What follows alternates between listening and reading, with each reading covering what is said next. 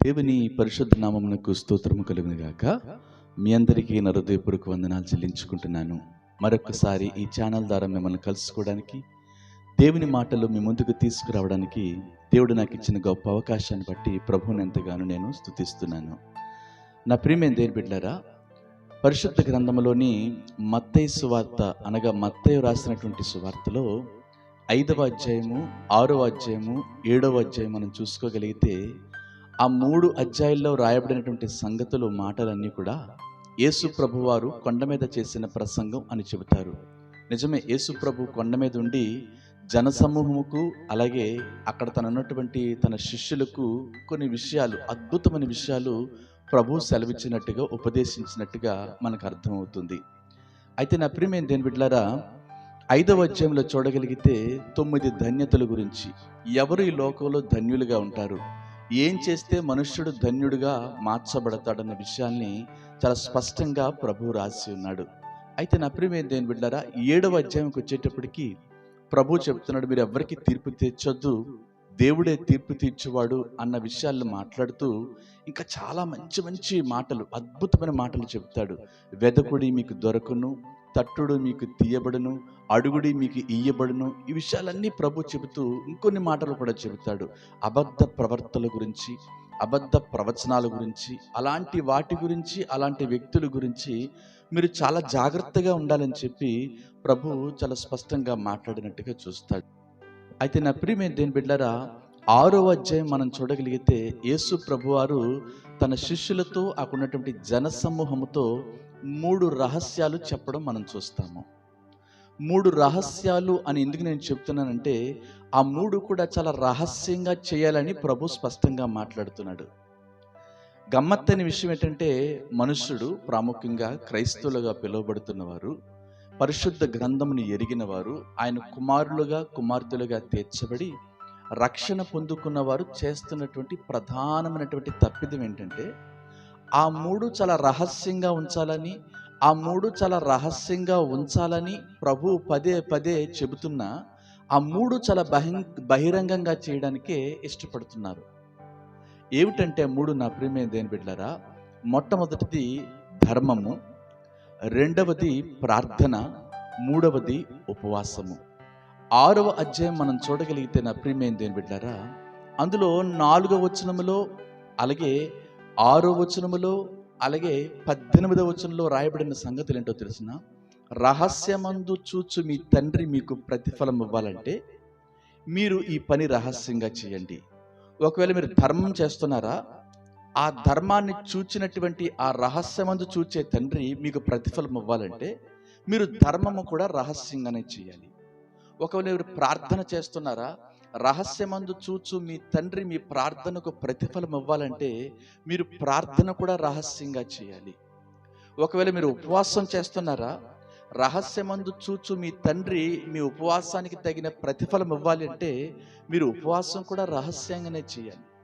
ఈ 3 రహస్యాలు చెబుతూ, ఈ 3 మీరు రహస్యంగా చేయండి, ఎవరికి కనబడాలని, మనుషులు చూడాలని మాత్రం మీరు ప్రయత్నించొద్దని చెప్పి స్పష్టంగా మాట్లాడిన ఈ 3 మాత్రము బహిరంగంగా చేయడానికే మనుషుడు ఇష్టపడుతున్నాడు. ఎందుకో తెలియదు నా ప్రియమైన దేవుని బిడ్డలారా.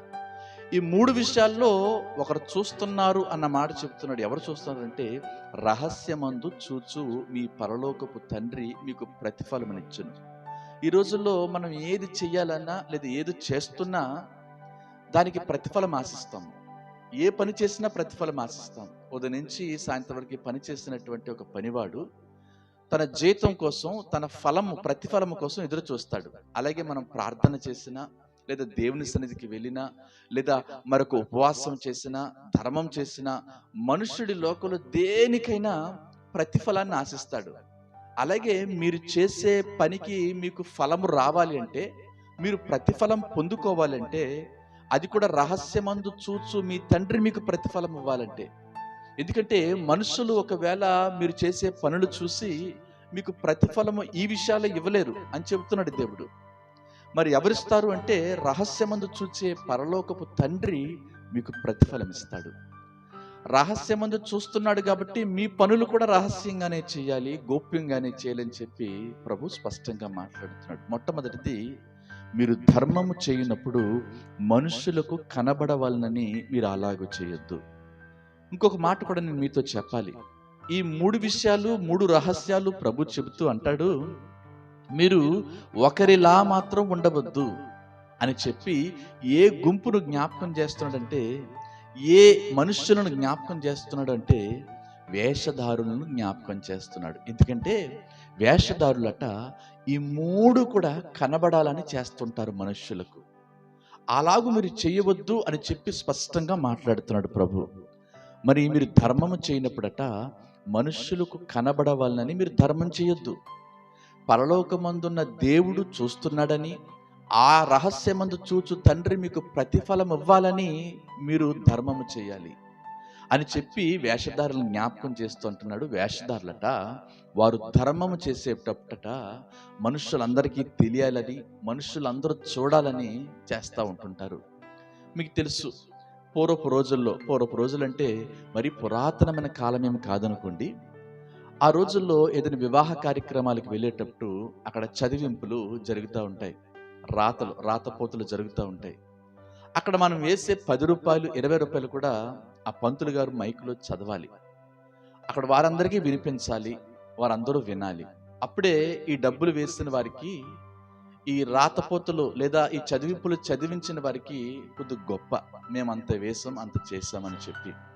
అంతేకాదు, పండగలకి ఏదైనా ఊర్లో కార్యక్రమాలు జరిగేటప్పుడు ఆ ఊర్లో ఉన్నటువంటి అక్కడ పెద్దలో లేదంటే మిగిలిన వారు ఎవరో మైక్ పట్టుకొని అనౌన్స్ చేసేవారు, పలానా ఆయన ఈ కార్యక్రమానికి ఇంత బహుమానంగా లేదా చందా ఇచ్చారని చెప్పి చెబుతూ ఉంటుంటారు.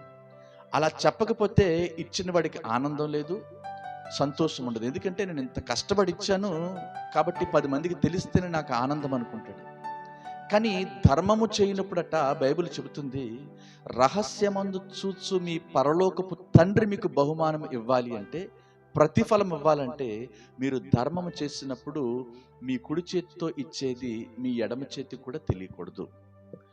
ఈ విషయాన్ని చాలామంది పరిశుద్ధ గ్రంథములో ఉన్నటువంటి ఈ విషయాన్ని చాలామంది, నా ప్రియమైన దేవుని బిడ్డలారా, కానుకలకు లేదా దేవుని మందిరానికి ఇచ్చేటువంటి ఆ చందాలు లేదంటే దశమ భాగాలకు కూడా ముడిపెట్టినటువంటి సందర్భాలు ఉన్నాయి. అదేది పెద్ద పాపమని చెప్పను, కానీ ఇక్కడైతే మాత్రము ధర్మము గురించి రాయబడింది. ధర్మము చేయనప్పుడట మనుషులు కనబడాలని మనుషుడు లేదా క్రైస్తవుడు చేయకూడదు. మనము ఎవరికైనా ఇచ్చింది అది మేలుకరమైన ఉపయోగకరమైన ఏదైనప్పుడు కూడా అది ఎవరో చూడాలని, ఎవరో మార్కులు వేయాలని, ఎవరో మెచ్చుకోవాలని, 10 మంది చేత ఘనపరచబడాలని మాత్రం మనం చేయకూడదు. మనం ఇతరులకు ధర్మం చేసేటప్పుడు మన ప్రధానమైన ఉద్దేశము, మనస్సులో ఉండవలసిన ఆలోచన ఏమిటంటే, పరలోకమందున్న తండ్రి చూస్తున్నాడు, అతడు నాకు ప్రతిఫలం ఇస్తాడు. ఈ రోజుల్లో దాన ధర్మాలు చేసేవారు, పుణ్యకార్యాలు చేసేవారు, అన్న సంతర్పణలు పెట్టేవారు చాలామంది మా పేరు మారుమ్రోగిపోవాలి, నలుదిక్కుల మా పేరు చెప్పుకోవాలని చెప్పి వారు అలాంటి కార్యక్రమాలు చేస్తున్నారు. విచ్చలవిడిగా డబ్బులు కూడా ఖర్చు పెడుతున్నారు.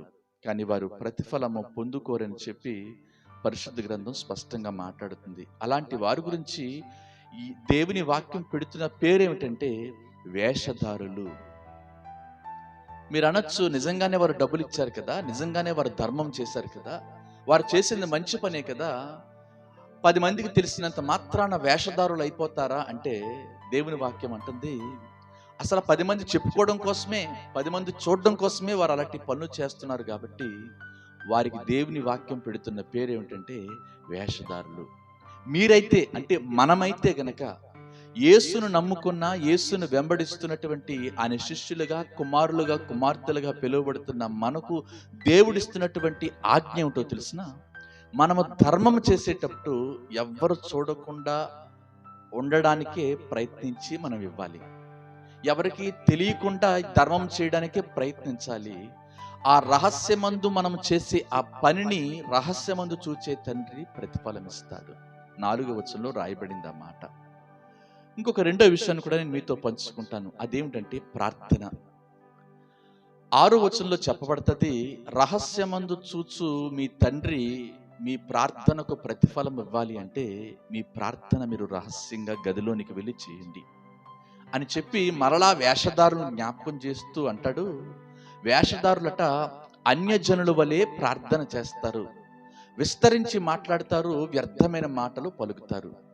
నా వరకైతే నేను ప్రత్యక్షంగా ఎప్పుడు అన్యజనులు చేసే ప్రార్థన వినలేదు, కానీ వారు ఏం మొక్కుకుంటారో, ఏం ప్రార్థన చేస్తారో, ఏం విన్నవించుకుంటారో నేరుగా నేనైతే ఎప్పుడు వినలేదు. కానీ బైబిల్ చెబుతుంది కాబట్టి నేను నమ్ముతున్నాను. ఏమనంటే అన్యజనులట వ్యర్థమైన మాటలు పలుకుతారు, విస్తరించి మాట్లాడతారు. అలా మాట్లాడడాన్ని బట్టి దేవుడు వారి మొర్ర వింటాడని, వారి ప్రార్థన అంగీకరించబడతాదన్న భ్రమ వారికి ఉంది. అలా మీకు ఉండడానికి వీల్లేదని చెప్పి అన్యజనులు అలా మాట్లాడతారో లేదో నేనైతే వినలేదు. కానీ విచిత్రం ఏంటంటే క్రైస్తవులు మాత్రం అలా చేస్తున్నారు ప్రార్థన. ఎలా? వ్యర్థమైన మాటలు విస్తరించి ప్రార్థన. అలా చేస్తే, ఎక్కువ చేస్తే నా మనవి అంగీకరించబడతాదేమో అని చెప్పి కింద రాయబడుతుంది, మీకు అక్కరగా ఉన్నవేవో మీ పరలోకపు తండ్రికి తెలుసు కదా, మీరు వేడుకొనక మునుపే మీ తండ్రి ఉత్తరం ఇచ్చేవాడు కదా, మీరు అడుగు వాటి కంటే అత్యధికంగా దయచేసేవాడు కదా, ఊహించు వాటి కంటే మరెక్కువగా ఇచ్చేవాడు కదా ప్రభు అని కొన్ని విషయాలు చెబుతాడు ప్రభు. అంటే మన దేవుడికి అన్ని తెలుసు, ఎప్పుడు ఎవరికి ఏ సమయంలో ఏది ఇవ్వాలో, ఎలాంటి ఫలము అనుగ్రహించాలో పరలోకపు తండ్రికి బాగా తెలుసు. కానీ విచిత్రం ఏంటంటే మనము విస్తరించి మాట్లాడతాము, రెండవది వ్యర్థమైన మాటలు పలుకుతూ ఉంటాం. ఎంత గొప్పగా మాట్లాడతామంటే అసలు మనం చేసే ప్రార్థన, మనం వచించే ఆ పలుకులు, మాటలు ఇక మిగతా వారు ఎవరికి రావు అలా ప్రార్థన చేయడం, నాకే వచ్చు అని వాక్యాలు ఎత్తి చూపిస్తూ ఏదో ప్రభువుని గద్దిస్తున్నట్టుగా, ప్రభువుని నిలదీస్తున్నట్టుగా, దేవుడికి ఆజ్ఞిస్తున్నట్టుగా కొన్నిసార్లు కొంతమంది ప్రార్థన చేస్తారు. ఇప్పుడే జరగాలన్నట్టుగా, ప్రభువుని ఏదో బలవంతం చేసి భయపెట్టినట్టుగా మాట్లాడుతుంటుంటారు. అందుకే దేవుని వాక్యం అంటుంది, వ్యర్థమైన మాటలు మీరు ప్రార్థనలో మీరు పలకూడదు. మీరు ప్రార్థన చేసేటప్పుడు రహస్యంగా ప్రార్థన చేయండి. గదిలోనికి వెళ్ళి 10 మంది వింటున్నారని చెప్పి కొంతమంది విస్తారంగా ప్రార్థన చేస్తారు. మామూలుగా సాధారణంగా వాళ్ళు ప్రార్థన అంశాలు చాలా తక్కువ ఉంటాయి. కొద్దిసేపే వారి ప్రార్థన సమయం కూడా. వారి గదిలోకి, ఇంట్లో ప్రార్థన చేసుకున్నప్పుడు చాలా తక్కువ ప్రార్థన చేస్తారు వాళ్ళు. కానీ 10 మందిలో ఉండేటప్పుడు లేదా సంఘములో, సమాజంలో ఉన్నప్పుడు మాత్రము చాలా గొప్పగా ఎక్కువ మాటలు మాట్లాడి ప్రార్థన చేస్తారు. అలాంటి వారికి దేవుని వాక్యం పేరు పెడుతుంది, వారు వేషధారులని. వేషధారులట చేసే పని ఏమిటంటే విస్తరించి మాట్లాడతారు. అనవసరమైన మాటలు, నిష్ప్రయోజనమైన మాటలు వారి ప్రార్థనలో కనబడతాయి. కాబట్టి మీరు అన్యజనుల వలె అలాగూ చేయవద్దు, మీ పరలోకపు తండ్రికి ఇవన్నీ తెలుసని చెప్పి ప్రభు స్పష్టంగా మాట్లాడుతున్నాడు. 3వ విషయానికి వచ్చేటప్పటికి అది 6వ అధ్యాయము 18వ వచనంలో రాయబడిన మాట, మీరు ఉపవాసం చేయనప్పుడు మీరు గదిలోనికి వెళ్ళి రహస్యంగా ఉపవాసం చేయండి. రహస్యమందు చూచు మీ తండ్రి మీ ఉపవాసమునకు తగిన ప్రతిఫలం ఇవ్వాలి అంటే మీ ఉపవాసము రహస్యంగా ఉండాలి. ఈ రోజుల్లో చాలా మంది, నా ప్రియమైన దేవుని బిడ్డలారా, ఉపవాసం బహిరంగంగా చేస్తున్నారు. అందరికీ తెలిసేటట్టుగా, అందరికీ తెలియపరచబడేటట్టుగా, అందరూ చూసేటట్టుగా చేస్తున్నారు. ప్రభు ఏమో ఏది వద్దంటున్నాడో, ఏది రహస్యంగా చేయమంటున్నాడో దాన్ని బహిరంగంగా చేస్తున్నారు నేటి క్రైస్తవ సమాజము. మీరు ఉపవాసం చేయనప్పుడు మీ ముఖం వికారంగా చేసుకొని, దిగులుగా ఉండి నేను ఉపవాసం ఉన్నానని పదే 10 మందికి చెప్పుకునే పరిస్థితికి రప్పించుకోవద్దని చెప్పి ప్రభు స్పష్టంగా మాట్లాడుతున్నాడు. మీరు ముఖం కడుక్కోండి, మీ తల అంటుకోండి, ఫ్రెష్గా ఉండండి, చక్కగా ఉండండి. ఎందుకంటే మీరు ప్రార్థన చేస్తున్నారు, మీ ప్రార్థన దేవుడు ఆలకిస్తాడు, ఉపవాసము దేవుడు చూస్తాడు. నా ప్రియమైన దేవుని బిడ్డలారా, చాలా మంది ఉపవాసాలు ఉంటారు, ఫంక్షన్స్కి వెళ్తూ ఉంటుంటారు, వాళ్ళ ఇళ్ళలో భోజనానికి పిలుస్తుంటారు వేరే వ్యక్తుల్ని, వేరే కుటుంబస్తుల్ని, వేరే ఇంటికి భోజనానికి వెళ్తూ ఉంటారు. ఆయా పార్టీల్లో, ఆయా పరిస్థితుల్లో మనుషులు కనబడితే మీరు భోజనం చేయండి బ్రదర్ అంటే, లేదు నేను చేయను అంటారు. సిస్టర్ కొద్దిగా భోజనం చేయండి అంటే, లేదండి ఈరోజు నేను ఉపవాసం అని చెబుతుంటారు. అయ్యో మీరు తినరా, మీరు తింటారనుకున్నాము అయ్యో మీకోసం వండామండి, కనీసం ఒక 2 ముద్దలైనా తినండి, కనీసం ఫ్రూట్స్ తినండి, కనీసం జ్యూస్ తాగండి అని చెప్పి ఏవేవో చెప్తుంటారు. వద్దండి నేను ఉపవాసం అండి, వద్దండి నేను ఉపవాసం అని చెప్పి వారికి చెప్పుకోవలసిన అవసరత మాటి మాటికి ఏర్పడుతుంది. ఎందుకంటే మీరు ఉపవాసం చేయనప్పుడు మీరు బహిరంగ ప్రదేశాలకు వెళ్తున్నారు కాబట్టి అది బహిరంగం అవుతుంది. అదే గనుక మీరు ఉపవాసం చేస్తున్నప్పుడు మీరు ఒంటరిగా ఉండడానికి ప్రయత్నించి, రహస్యంగా ఉండడానికి ప్రయత్నించి, గదిలో ఉండడానికి ప్రయత్నించగలిగితే రహస్యమందు చూచు మీ తండ్రి మీకు ప్రతిఫలం ఇస్తాడు. లేదు నేను ఇన్ని రోజుల నుంచి ఉపవాసం చేస్తున్నాను, ఇన్ని పూట్ల ఉపవాసం ఉంటున్నాను, నేను నాన్ వెజ్ తినను, నేను టీ తాగను, ఇలాంటి ఉపవాసాలు నేను చేస్తున్నాను, నేను చేసే ఉపవాసం అందరికీ తెలియాలని చెబుతుంటారు. కొంతమంది సాక్ష్యాలు చెప్పేటప్పుడు కూడా సంఘములో వాళ్ళు అందరికీ వినబడాలి, అందరికీ నేను కనబడాలి అన్నట్టుగా అంటారు, నేను గత 40 రోజుల నుంచి ఉపవాసం ఉంటున్నాను. అది నీ వ్యక్తిగత విషయం, అది నీ వ్యక్తిగత ఆశీర్వాదము, అది వ్యక్తిగతంగా నువ్వు పొందుకునే ప్రతిఫలం గురించి 10 మందిలో చెప్పుకోవడానికి మీరు ఎందుకు ప్రయత్నిస్తున్నారు నా ప్రియమైన దేవుని బిడ్డలారా? పరలోకమందున్న తండ్రి, రహస్యమందు మనల్ని చూసేటువంటి మన తండ్రి మనకు ప్రతిఫలం ఇస్తాడు కదా.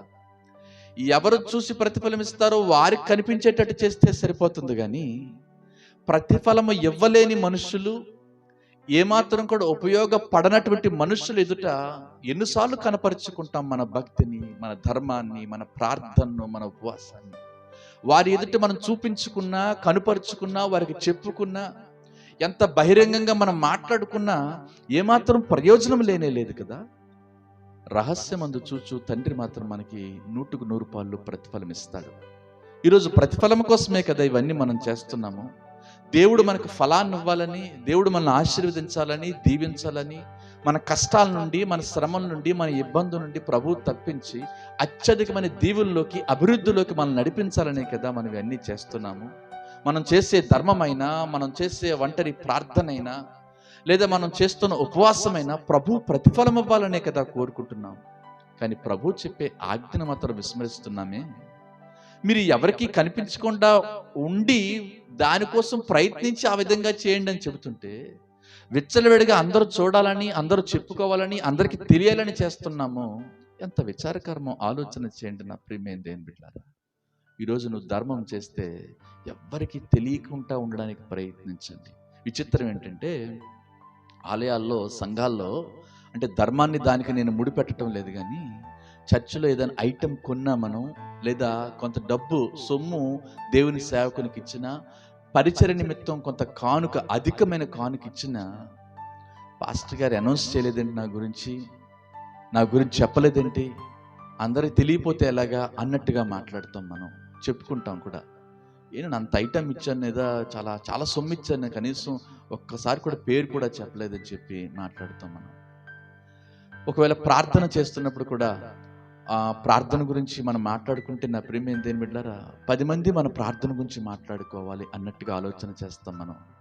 నేను ఎంతసేపు ప్రార్థన చేస్తాను, ఎన్ని విషయాల్లో ప్రార్థన చేస్తాను, నేను ఎంత వల్లించి ఎన్ని వాక్యాలు ఎత్తి చూపించి ప్రార్థన చేస్తాను. కొన్ని సమయాల్లో ప్రార్థన చేస్తున్నప్పుడు దేవునికే కదా మనం ప్రార్థన చేస్తున్నాం, పరలోకపు తండ్రికే కదా ప్రార్థన చేస్తున్నాం. ఆయనకి ధర్మశాస్త్రం అంతా తెలుసు, ఆయనే వాక్యమునిచ్చాడు మనకు, ఆయనే వాక్యమై ఉన్నాడు.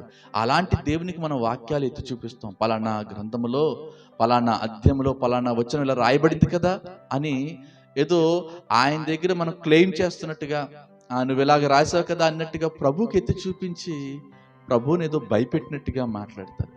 ఇప్పుడే రైట్ నౌ అని ఏదో గద్దించినట్టుగా మాట్లాడతారు. ఇది ఎంతవరకు సబబో మనము ఆలోచన చేయాలి నా ప్రియమైన దేవుని బిడ్డలారా. ఉపవాసం మాత్రము ఎవ్వరికి తెలియకుండా ఉండడానికి, ఎవ్వరికి ఈ విషయాన్ని తెలియకుండా ఉండడానికి మనం జాగ్రత్త పడ్డం ఎంతైనా క్షేమం నా ప్రియమైన దేవుని బిడ్డలారా. ఉపవాసం చేసేటప్పుడు 100కు 100 కూడా ఎక్కడికి వెళ్ళకుండా, ఎవరిని దర్శించుకుంటా, ఎవరితో కూడా ఎక్కువ కలవకుండా ఉండడానికి ప్రయత్నించండి. అది గంట కావచ్చు, 2 గంటలు కావచ్చు, ఒక పూట కావచ్చు. నేను ఇన్ని రోజులు చేశానని, ఇన్ని నెలలు చేశానని, ఇన్ని సంవత్సరాలు చేశానని, ఎప్పటి నుంచో నేను ఉంటున్నానని చెప్పుకోవడానికి ఏదో రికార్డ్స్ కోసం కాదు నా ప్రియమైన దేవుని బిడ్డలారా ఉపవాసము. ఆ ఉపవాసం అంటే మీకు తెలుసు, ఉపవాసం అంటే దగ్గరగా ప్రభు దగ్గర నివసించడము, ప్రభుతో సమయాన్ని గడపడం. ప్రభుతో సమయాన్ని గడపకపోతే అది ఉపవాసం కాదు. విచిత్రం ఏంటంటే కొంతమంది రోజంతా ఉపవాసం ఉంటారంటారు, ఉన్నానని చెప్తారు, కానీ ప్రార్థనలో గడిపేది గంటే. లేదా ప్రార్థనకి వెళ్ళొచ్చాము, ఒక గంట ప్రార్థనకి వెళ్ళొచ్చు, రోజంతా ఉపవాసం ఉన్నా అంటారు. కానే కాదు. నువ్వు ఎంతసేపు దేవునితో గడుపుతున్నావో అది మాత్రమే ఉపవాసానికి మరి ఉపయోగపడుతుంది. ఉపవాసం కింద లెక్క కట్టబడుతుంది అన్న సంగతిని మీరు జ్ఞాపకం చేసుకోవాలి. ఉపవాసం ఇలాగే చేయాలని ఎక్కడ రూల్ లేదు. ఇది తినకూడదు, అది తినాలి, ఇంతసేపు చేయాలి, మరి అంతసేపు చేయాలని కాదు. కానీ ఏదైనా 10 మందికి తెలియకుండా ఉండడానికి ప్రయత్నం చేయాలని ప్రభు వాక్యము స్పష్టంగా మాట్లాడుతుంది. నా ప్రియమైన దేవుని బిడ్డారా, మన ప్రభు రహస్యమందు చూచే తండ్రి, మనకు రహస్యమందు చూచు ఆ తండ్రి ప్రతిఫలం ఇస్తాడు. కాబట్టి నీ ధర్మము, నీ ప్రార్థన, నీ ఉపవాసము పరలోకమందున్న తండ్రి చూసే విధంగా రహస్యంగా చేయడానికి ప్రయత్నించండి. ప్రభు మనందరినీ కూడా దీవించునుగాక. ఈ కొద్ది మాటలు ప్రభు మన వెనుకల్లో దీవించాలని మనస్ఫూర్తిగా కోరుకుంటూ ఈ మాటలు ముగిస్తున్నాను. ఆమేన్.